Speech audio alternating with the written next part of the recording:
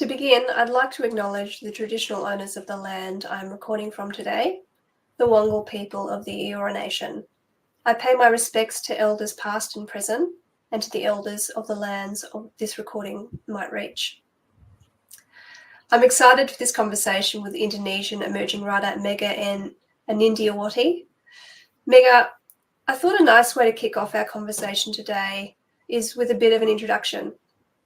If you're happy to start, can you tell us about yourself and your work, when you started writing, what genres you write, and your publications? Okay, hello everyone. Hi, Sharleigh. It's nice to have a talk here and have a cross-continental conversation between Emerging Writers Festival and Ubud Writers and Readers Festival. First of all, let me introduce myself. My name is Mega Anindyawati. Everyone usually calls me Mega. I am a writer from East Java, Indonesia. And I was selected as Emerging Writer of Ubud Writers and Readers Festival 2024. So I began starting when I was in college. At that time, my lecturer taught me how to write an essay. Then I sent it to the national newspaper. That was my first publication. Yet I didn't write until 2019. At that time, I joined a community and become more productive in writing. And since then, I already wrote two collection of short story, and then 2 novels, a non-fiction book, 3 picture books, and dozens of anthology. And I'm interested in writing short story the most compared to other genres. And usually it's about local wisdom. And as we have talked before, Sharleigh, we had some similarity of being a mother and someone who are interested in writing short story about local wisdom. So it was really great to know how you got into Emerging Writer Festival. That's a really impressive number of publications, Mega, and working with such diverse genres. I'll talk a little bit about myself. So I'm a proud Wiradjuri woman. My name is Sharleigh Crittenden. I'm a writer. I'm also a scholar and a mother, like yourself. I have 2 young children. My background is in law and criminology. I have a keen interest in social justice, and in many ways, my creative practice is complementary to my academic work. I've had short stories published online. My latest short story was published by a journal, an Australian journal called Going Down Swinging. And last year, my short story Riverfish won the inaugural First Nations Storytelling Prize in a national short story competition called the Best Australian Yarn. And it was also longlisted in that competition. It made the top 50 out of about 5,500 entries. And I have a grant with Indigenous publisher Magabala Books to develop my debut novel. And the working title of that is The Children Nobody Wanted. So, yeah, we have a lot in common, and we also have some interesting differences in terms of what our work is about and what we write about. But did you want to talk a bit, Mega, about how you came to be involved with the Ubud Writers and Readers Festival? Oh, sure. So every year there is an open call for joining Ubud Writers and Readers Festival. And this year we had to send 3 short stories about local wisdom. And over 400 submissions from all over Indonesia, 10 writers were selected. And there are some criteria that have to be fulfilled. So Ubud Writers and Readers Festival was looking for young writers in terms of age and work. So those who applied must be under 35 years old and have published not more than 2 books. And all short stories sent were anonymous. So the judge carefully selected the 10 writers based on their original work in terms of storytelling techniques and language skills. Uh, and I think I would like to hear more about how you entered the Emerging Writer Festival. It will be a nice story. Yeah, sure.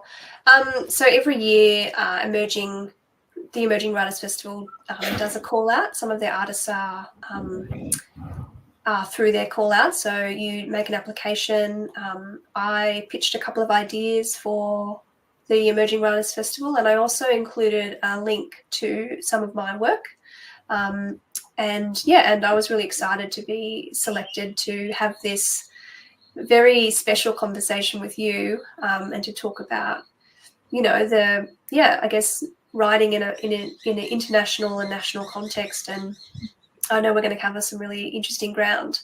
I started writing actually in high school. I realized I didn't talk about how I started writing. And I grew up in the foster care system. So for me, writing is a way to try and process some of those experiences. And then I went to university and I did an arts degree and a law degree. And in my arts degree, I minored in creative writing. And my first publication was actually the Student Literary Journal at UNSW in 2013. And it was a short story called The Pelican. And that was really exciting for me. The journal's run by student editors.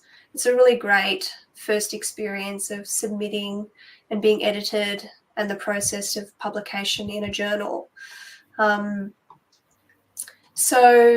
guess coming back to the UBUD Festival, the theme this year is, I think it's Speak Truth, Practice Compassion.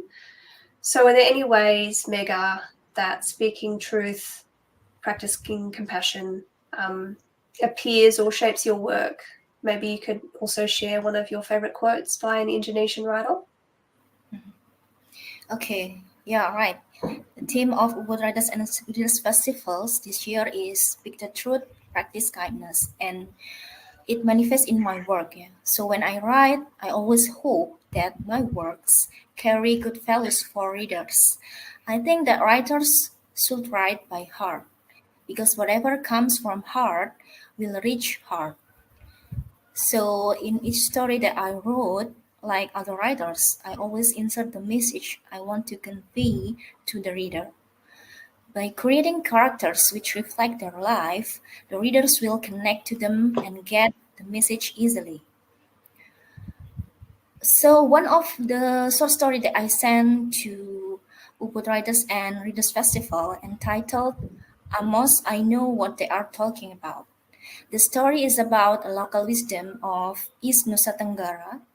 It's a certain part of Indonesia, and it's about a ritual named Bijalungu Hiu Panah, a ceremony which is held to predict the result of the harvest. So the local community gives certain treatment to the buffalo, and the signals given by the buffalo indicate certain meaning. However, there are people who cheat and lie to get what they want, and these people even manipulate the results of the rituals, and it harms the farmers. So the story conveys a message that we should speak the truth and practice kindness. We should not lie. We should practice kindness not only to human but also nature. Do not use any means to get what we want, and we have to think about it deeply before acting, so that it doesn't have a bad impact to others. Because I think one day the evil will return to us in another form.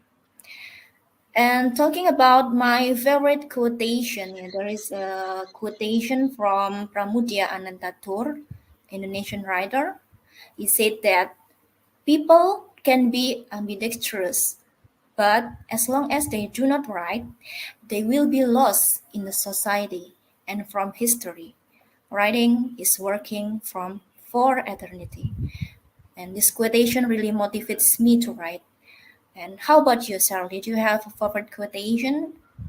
And I think your work before Fish is also contains the idea of speaking the truth and practice kindness. Maybe you could explain more about it. Yeah, I can definitely do that. I just wanted to say, like, I really love that idea of writing from the heart in order to reach the heart. I can really identify with that because I think, you know, that's where fiction is most impactful. The writers I admire most write with such vulnerability in their writing, and it's really deeply affecting. And, you know, that kind of writing really stays with you. And just, you know, I read the piece you're talking about, the what's it called? Amos, I know what they're talking about. And which you translated to English and sent to me. So I feel really lucky to be able to read your work. I'm probably the first Australian to read your work, and it's a really striking story. I love the way you allow the consequences of the cheating and the lying to really hang in the air at the end of that story. It's really effective, and I won't spoil it, but I loved the way you used two voices in that story to convey what the story's about. I thought it was really unique, and I actually haven't stopped thinking about it since I read it. So that's always a sign of, for me, a great piece of writing, when you carry around with you after you read it. You keep thinking about it and thinking about it. So I guess in terms of how speaking truth and practicing kindness manifests in my work, I'm always a bit reserved, I think, about the idea of truth. I think it's important to aim for, but sometimes I think we only have access to our own truths, those really deeply subjective experiences. One of my favorite writers, Ocean Vuong, an American Vietnamese writer, talks about how truth is not as easy as we tell it. The word truth is thrown around a lot with a capital T. But when I look at history as a scholar, I realize that the truth doesn't surface until 50 to 100 years later. So for me, truth is like a puzzle, in that we only have, one piece of it or a handful of pieces. And I try to keep that in mind, my own limited perspective. And when I write, I try to bridge that gap a little bit. So I guess, there's a kind of humility for me when I approach truth more generally, and also in my work. And I think humility is also what enables us to be compassionate. It allows us to say, maybe I don't have all the answers. And humility, I think that there's an honesty in that readers can feel, and it's refreshing to read. So,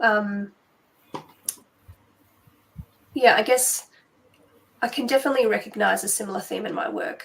You're talking about kindness to nature as well as to humankind, and in Riverfish especially, as you point out, which is a story that is ultimately, for me, about a contrast between two different systems and ways of living. One is Western, and in Australia that was introduced at colonisation, and one is much, much older than that, and it's pre-existing colonisation. And Western systems tend to see the natural world, I guess, as a commodity, as something that can be owned. Aboriginal ways of knowing and being are in conflict with this. So my goal, with Riverfish, was to show how integral country is to Aboriginal ways of knowing and being. In Riverfish, I think, it's exemplified through the relationship to and with the river. The river is integral for physical survival by providing Aboriginal communities with a means of sustenance through, for example, the cultural practices of fishing. But it's also much more than that too. And I wanted to show how the river could be a means of connection between these young Aboriginal kids with different cultural experiences.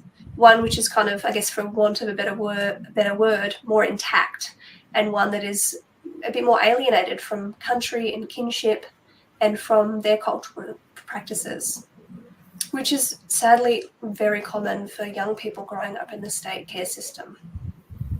So the story shows how these young people are learning to navigate their differences in cultural initiation, in cultural knowledge, in outward appearance. And it's a journey towards connectedness and unity, despite these differences. And hopefully in some ways there's a kind of a healing. And it all culminates, the story in this scene on the river, with the young people enjoying each other's company, swimming in the river. And then the final line is where I create a shift to emphasize the difference of Western ways of managing the river and the impact of that through implication on this particular community. So what you see in the last line is a flash forward to an image of 1 million dead fish floating on the river. And it's a very startling contrast, I think, to the atmosphere I set up from the beginning of the story. And I really wanted to highlight how these ecological disasters that occurred in 2019 and 2023, how they impacted on these communities. So, yeah, I think we could probably talk a bit more now about how being a writer in the digital age and in the age of social media, how do you engage with other writers? Do you meet in person, for example, or online? Okay, so listening about your story, River Fish, that's why your title reflects the idea of the story. And talking about being a writer in digital age, I think digital era allows everything to be connected easily, including how we connect with other writers. There are many writing communities spread across various regions in Indonesia, both online and offline. And one of them is Forum Lingkar Pena. So it is the largest writing organization in Indonesia, which already has many branches in Indonesia and overseas. I have already heard information about this community since I was in college, but I just got the opportunity to join the community in 2013 because in my district at that time, Forum Lingkar Pena had just been established for 2 years.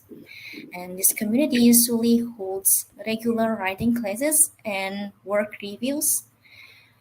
And when chatting and online meetings are increasingly developed, our community also holds workshops and work reviews via online.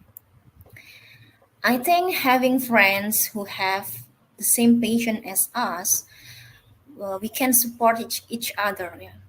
We can exchange ideas, share information about writing competition and workshops, and also reviews other works. So I got lots of knowledge in the field of writing from my mentors and fellow writers in the community. And their experiences become my learning. I can also build relationship with other writers from other districts. Yeah. Writing community gives lots of benefits in gaining writing knowledge, building networks, and strengthening our personal branding as a writer. And what about you? Do you have a writing community, or how do you connect with other writers? Yeah, I think for me, mostly online, I'd say, is the answer to that. As I mentioned before, I've got 2 young children. My eldest has just started school, so she's 5, and my youngest is 3, nearly 3, in 3 November. So very young children, and it's hard to attend things in person a lot of the time. So I've been lucky to join an online writing group that meet twice a month. So that's something that I really value. And, I've actually met a lot of friends on social media. So, being able to connect with writers on Instagram who live on the other side of the country. I've now got writing friends in Western Australia and the Northern Territory. And we send each other drafts of stories we're working on and share advice on applying for different writing opportunities, or we might share details of competitions. And I think it's really interesting how, the way that the digital age has made developing as a writer through, I guess, online writing groups or meetings like you and I have been participating in, or through online developments like workshops. It's just much more accessible, I think, and not just for parents, but for people who live in more regional or remote parts of their communities where, they might not have as much access to development opportunities or to networking. And I've also been really lucky to connect with you, Mega, who I don't feel like I'd ever have the opportunity to speak with and get to know otherwise, and as I said before, just to get to read your work in translation is such an incredible privilege. I feel really lucky. You sent me 2 of your stories, and I think you've translated them yourself, which is just an incredible skill, and they read beautifully in English too. So yeah, I just feel, that it's important to be connected to other writers. For me, it's made the journey into writing and into publishing possible. I mentioned before when we've had a conversation that, I actually nearly gave up on writing in 2017 after a rejection. I didn't have a community of writers around me at that point, but since kind of developing a community, it's really made me, I guess I understand how much rejection is actually involved in the life of a writer, and kind of finding a way to kind of accept that and I guess share that experience with other writers has made it, I guess something that I feel able to do at this time in my life. And just being able to share the less glamorous aspects of life as a writer. So, offering each other encouragement and helping us to keep our perspective on things. It's even more important to me now. Kind of, I've started work on my first novel, and it's a very different medium to the short story. Riverfish, I think I wrote in one sitting almost, whereas a novel, it's a much longer project, a much bigger project, and you can get into the middle of it and get a bit stuck. So to have other writers that I can connect with on social media, to kind of the ones who've written novels or are writing novels, to get that kind of perspective and support from them throughout the process, I think is really going to help me get to the finish line. I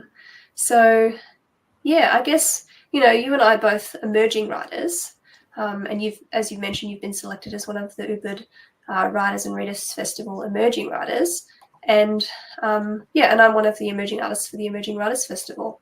So can you speak a bit about what emerging means for you in the context of the festival, and that'd be really great. Okay. Yeah, I agree with you. Community helps us a lot, right? And emerging means to me, so being selected as emerging writer of UWRF Writers and Readers Festival 2024 was an incredible experience for me. So it was really great to have a talk with you here, to read your story, and to find out about your thinking.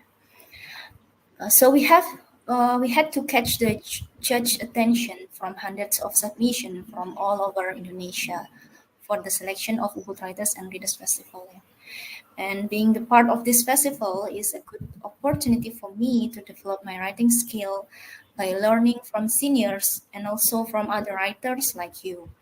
It's also a good chance for me to meet many writers and build relationships and connections with people not only from Indonesia but also writers from overseas like you, Sharleigh. I think that every senior writer was once a beginner. So for me, I feel like I'm emerging for every new work that I write. Since knowledge continues to develop and we as writers must always be up to date, likewise when we are writing. So I have to dig up unique and fresh ideas, do research on several things that I don't know before, and write them in an interesting way. So sometimes my mood also affects the way I write. So that's why there are writings that I really like, but there are writings that I feel that I still need improvement. So that I always installing the mindset of being emerging in every time I write a new story. So by installing this mindset, I will continue to be enthusiastic about learning many new things or relearning about things that I have already learned. What about you? Do you think that emerging has different meaning? Yeah, I love your response. I keep kind of coming back to humility, but I love the humility involved in that continuous return to the beginner mindset. It's really striking. I think in the West, we can become a bit obsessed with the idea and the pursuit of, mastery.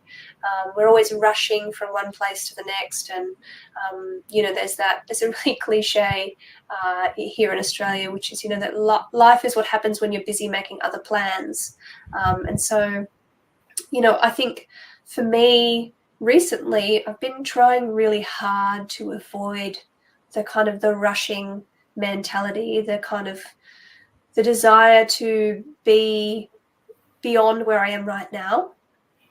And I think that that's on balance really benefited my life more generally, not just in writing. And so I guess for me, the term emerging itself suggests a process that has an endpoint, which is an emerged writer or an established writer. But what does that actually look like? And how much does it matter?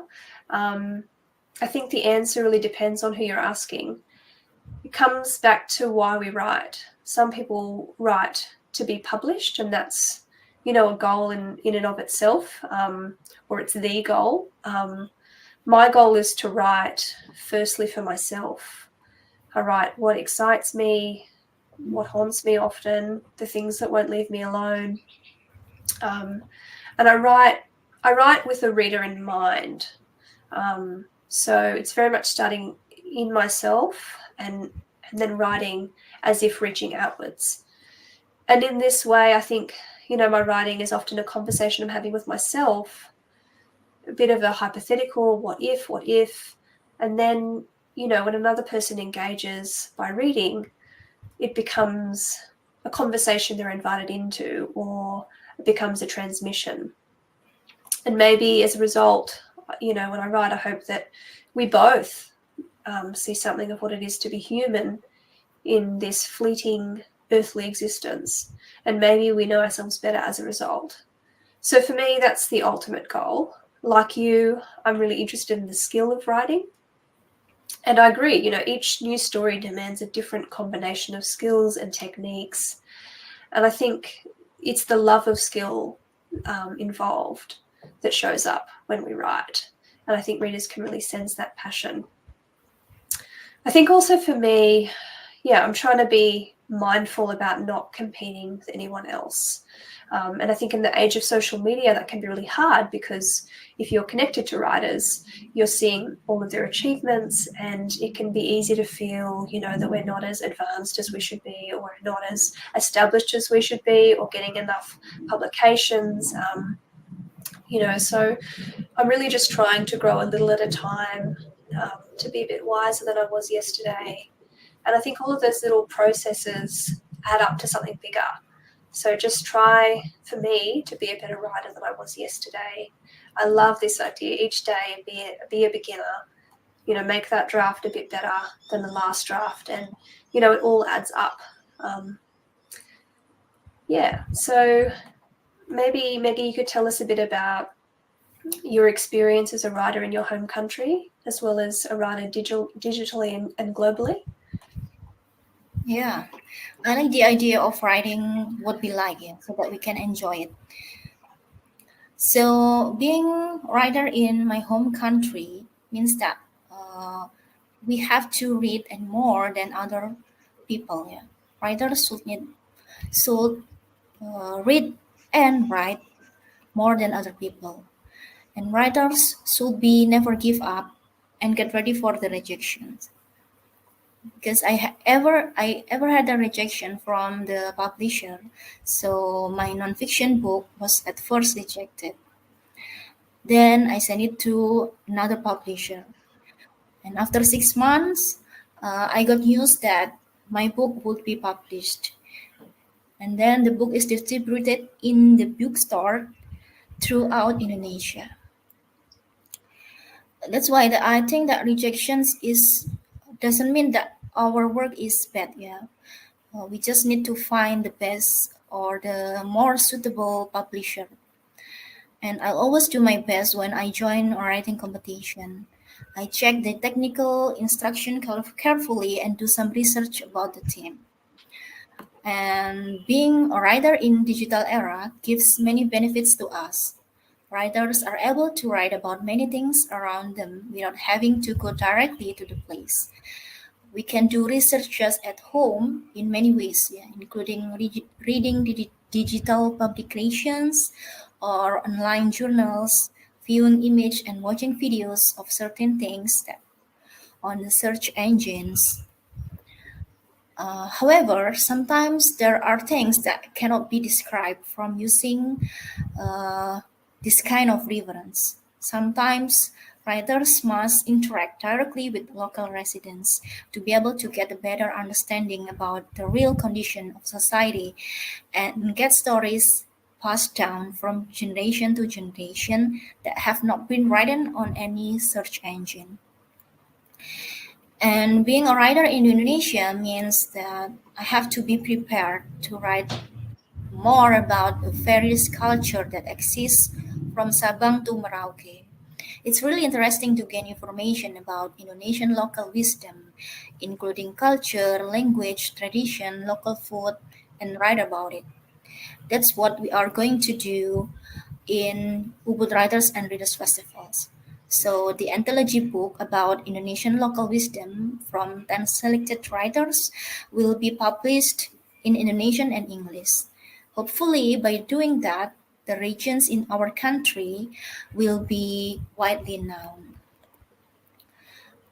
What about you, Sharleigh? I think your experience as a writer is very nice. Yeah, you can share it with us. Thanks, Mega. I'm really excited to read the anthology when it's released. I think it's a really wonderful thing to have a collection of, all of this Indonesian local wisdom and have writers, Indonesian writers being translated into English so that we can read them. It's really, really exciting.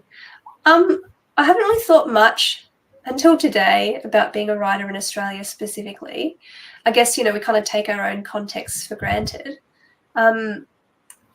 Yeah, I guess I'd say a lot of my writing, not all of it, but a lot of it is shaped by the Australian context and its history and cultures, just like you, Mega, with your background. And my experience as an Indigenous person and writer, I think there's a really strong drive in me to add to, the growing representation of Aboriginal experiences in Australian literature, particularly contemporary experiences. But I'm really equally interested in Australian history more broadly, and that's partly informed by my academic interests in law and history, particularly past government policies and law and their impact on our communities today.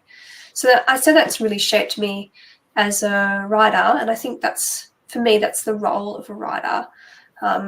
There was a great article written by Stephen Wright and published on the website of one of our major literary journals, Overland, back in 2013. And he says, Australia can be characterised as a land of silence.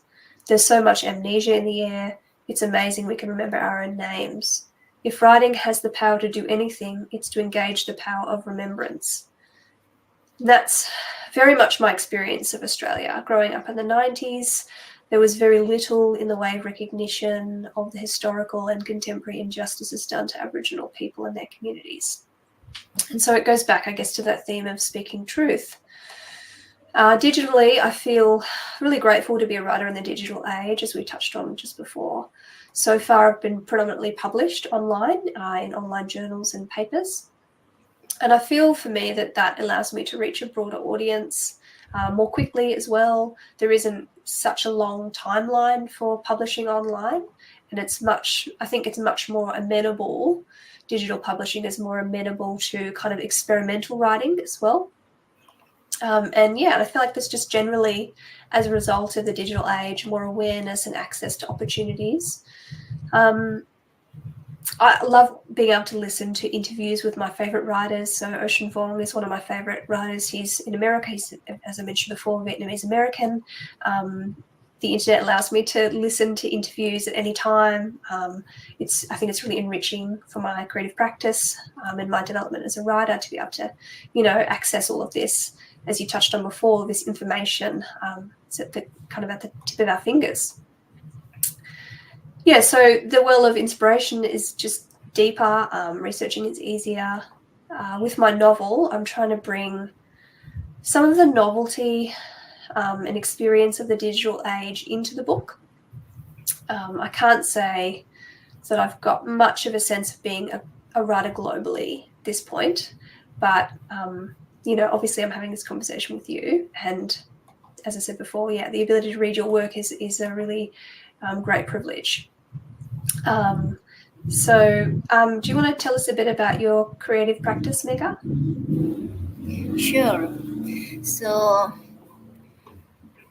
I start writing when I finish my job as a wife and mom. So that's why I prefer writing in the early hours of the morning. When my family rests, it's the time when I work. And I like listening to people's stories about their lives. I got some life lessons from their experience, and these stories becomes a source of inspiration for me to write. I also like to travel to new places, and from that trip, I usually get lots of things to write. Yeah. Ideas often come to my mind when I meet new people and talk to them, and also visit new places. So visiting new places opens my horizons and sparks fresh ideas that I can't get when I only read literature. Actually, I had participated in writing residency in one of the regions in Indonesia. So the aim is to write short story about the local wisdom of that district. Yeah. And we have to visit it historical sites, tombs, and landmarks. We ate local food and talked to the local community. And from that interaction, we got lots of idea to write. We got the idea of how the people in that area live, and then we can write short story which reflects their social life and their local wisdom. And I think that we have some similarity in being a mother, and maybe that's also influenced our way of being a writer. Yeah, maybe you have the same creative practice as mine, or maybe it's different. Yeah, in terms of my creative practice, I think, before children, I used to write predominantly in cafes for a few hours at a time or on long commutes. Before kids, I found people watching or gazing out at a passing scene on the train really deeply meditative and very conducive to writing. And there's a particular voice that shows up that I call the writer voice. Since children, I think my practice has had a big adjustment. I find the writer voice surfaces in other quiet moments. So every night I lie down with my son while he falls to sleep. And I think there's a spaciousness in those moments that is, for me, a prerequisite for writing. So I try to write, even if it's just like a quick sprint, using the notes app on my phone, whenever I feel the writer's voice speaking to me. And, I don't want to romanticize the idea of a writer's voice, because I think that, sometimes writing shows up in that way kind of organically, but sometimes you have to sit down and wait and just write and see what happens. But when the writer's voice does kind of show up, I often I write it down, and then that will kind of provide a spark that can be fanned into a flame at a later writing session. So I then try to schedule, 1 or 2 writing sessions a week for a couple of hours each, where I sit with those beginning points and I try to really draw them out more. And I also find, reading other texts, other writers will often trigger off a line of writing as well. So my practice generally consists of finding some moments of mental spaciousness, reading works that inspire me. I've had to be just much more flexible in my practice since having children, and also patient. I think, necessarily it's also shaped the kind of book I'm writing, which is told in a very kind of fragmentary style. And I think it's okay to let your practice adapt to your life circumstances. The other things that influence my practice are questions about form and structure. So when I studied creative writing at university, I found the theory of narrative really fascinating, especially the work of French narratologist Gerard Genet. His work inspired me to really experiment in my own work, which includes Riverfish.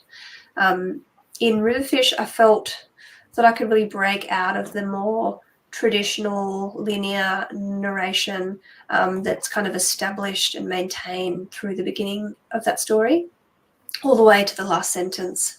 And it creates, I think the shift creates a surprising kind of unsettling of the prevailing form of the story, which in turn adds to the meaning of the story. And another published story was inspired by reading Genet on the idea of narrative time and narrative frequency, specifically the idea of repeating narration, so taking an event that happened once but telling it a number of times throughout the story to and in that story it was the death of a mother that was the event that I kept re-narrating, and because the narrator keeps coming back to it again and again and again, it creates a really interesting sense of circularity and also rhythm. So mainly when I write, I try to write for my own interest and amusement. I'm talking now about things that interest me and amuse me, which might not be amusing to others, but I think it's the starting point of play is an important part of my creative practice. It's through play that we come up with new and interesting things.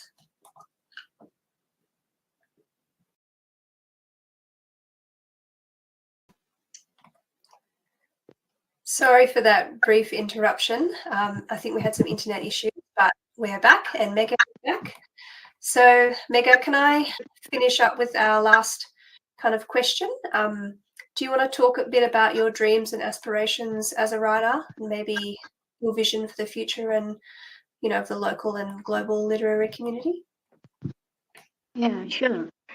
I have lots of dreams related to my passion as a writer. Yeah. So my dream is to see my books displayed in every bookstore throughout Indonesia, become bestseller and be felt. Hopefully, one day my books can be translated into many languages and inspire the reader to carry out the message that I will convey. And I hope that my writings will be useful until 1,000 years later. And for the literary community, I hope that the culture of reading and writing in Indonesia will be increased, and there will be more authors in Indonesia, which contributes to the development of the literacy in Indonesia. And I hope that the lives of the writers will be better in the future, so that the profession of writer can be made as the main profession. And I would like also to hear about your hope for your future career, Sharleigh. Yeah, I really love, I couldn't agree more about what you say about, kind of making the profession of being a writer kind of a mainstream profession. I think, we could do more, definitely,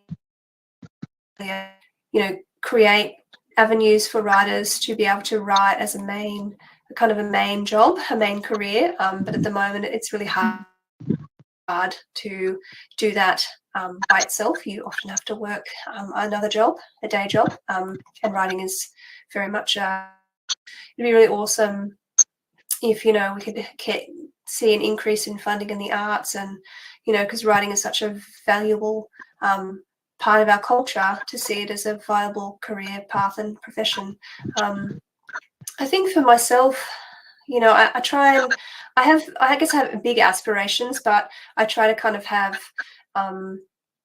break my goals up into smaller pieces. So firstly, I'm writing my first novel, so my first dream would be to see that published and read by others, and if it moves some readers and makes them feel something, allows them to see something of themselves, invites them to think more deeply about issues and some experiences, I'd consider that a really huge achievement. And I also love writing short stories, so it'd be great to write enough short stories to make it into a collection of stories. But above all, I just really want to keep being brave. It takes a lot of courage to be a writer. We've spoken a lot about this so far today. To send your work out there. I've had plenty of rejections. I try to be accepting of rejection. It's part of the process, but it's hard. It doesn't always, mean that it's not a good story if you get a rejection. It can be that, the journal was looking for something else, or your piece wasn't fitting with, the works they've already accepted for that issue. And I sent one story around quite a few times before it got accepted, and it got accepted eventually without any changes. I didn't revise it or change it at all. I did edit it initially to be ready to submit, but I think it's hard to know as a writer whether a work's not being accepted because it needs something else, or whether it's just not the right place for it. So yeah, just keep being brave. I think having a trusted mentor to give feedback is really helpful, and that's why community for writers is so important.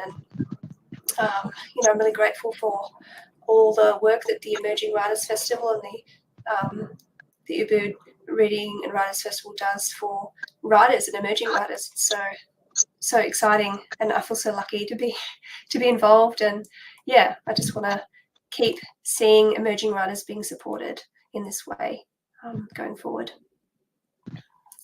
Yeah, it was a really nice talk with you, Sharleigh. Thank you for Emerging Writers Festivals, and Mrs. Janet, especially from Ubud Writers and Readers Festivals, for giving me the chance to speak here and have a cross-continental talk with you. And I also would like to thank you to all people who already helps me a lot to be here. My mentors, my friends, and all of my fellows. Okay, I think that's all for me. Thanks so much for joining me, Mega. I'm looking forward to reading the anthology, and I hope that we can continue to share our work going forward. Yeah, I'm also happy to read your story, and hopefully we will have more collaboration like this. I'd love that.